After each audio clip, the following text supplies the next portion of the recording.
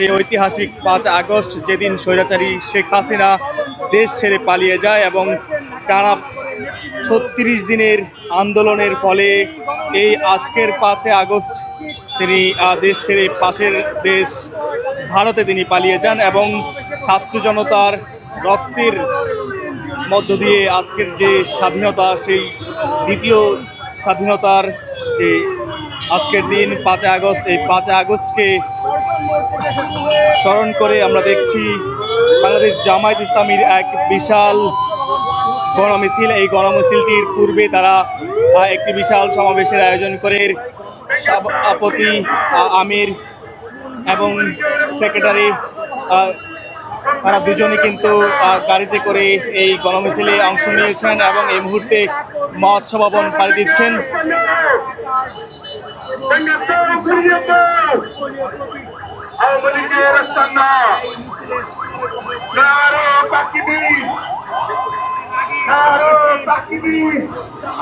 এই মিছিলে বাংলাদেশ জামায়াত ইসলামের যে প্রতীক দাঁড়িপাল্লা সহ বিভিন্ন ব্যানার ফেস্টুন আমরা লক্ষ্য করছি। বিশেষ করে আবু সাইদ মুগ্ধ, শেষ হয়নি যুদ্ধ, বিচার বিচার বিচার চাই, খনি হাসিনার বিচার চাই এবং জুলাইয়ের সকল গণহত্যার বিচার চাই, এমন বিভিন্ন ব্যানার ফেস্টুন আমরা লক্ষ্য করছি বাংলাদেশ জামায়াত ইসলামের নেতাকর্মীদের হাতে। এবং জানিয়ে রাখি, গণতন্ত্র সন্ত্রাস একসাথে চলে না, এমনও ব্যানার ফেস্টুন রয়েছে।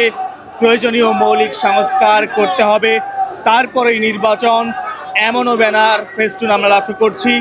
পাশাপাশি বাংলাদেশ জামায়াত ইসলামের এই গণমিছিলে অংশ নেওয়া ঢাকা মহানগরী দক্ষিণের আয়োজনে আমরা দেখছি এই মুহূর্তে মিছিলটি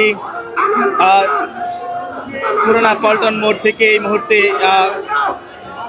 মহোৎসব ভবন মোড় পাড়ি দিয়ে শাহবাগের দিকে যাচ্ছে।